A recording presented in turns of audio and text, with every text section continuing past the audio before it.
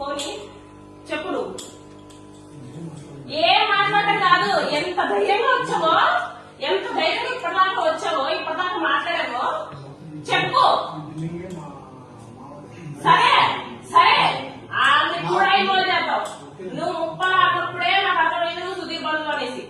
Okay, Muppala మీరందరూ ఒకటే అనేసి నాకు కూడా తెలుసు. కానీ నా కథంతా అనవసరం.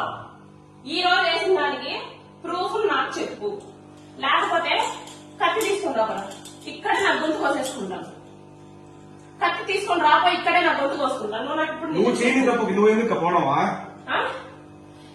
చెప్పు. ఈ రంగవాడు రేపు మళ్ళీ ఇంకోటి వేస్తాడు. ఇప్పుడు సరిగ్గా తెలుసా? ఈరోజు నేను చెప్పానా? నేనేమన్నా చెప్పానా నీకేమని? ఈ రోజు నీకేమన్నా చెప్పాను నీకేమని? నేను నీకేమన్నా చెప్పాను నీకేమన్నా? ఏమి చెప్పాను ఇక?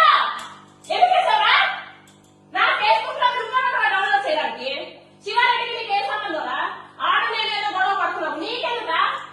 నీకెందుకో నీకెందుకు వేస్తావురా? నేను చెప్పాను నీకు ఏమిటి అంటున్నావు కదా ఇప్పుడు. You spill the beach right. నువ్వు చెప్తేనే వేస్తాము అనేసి నిన్న నీకు నేను చెప్పాను. ఏమని? ఏ లంచా పడుతురా నీకు చెప్పింది? ఏ లంచా పడుతురా? నువ్వెవడురా నా ఫేస్బుక్ లో ఫోటోస్ డౌన్లోడ్ చేసుకోవడానికి? నా ఫేస్బుక్ నేను వాడకూడదా? ఇన్స్టాగ్రామ్ వాడకూడదా? చెప్పు.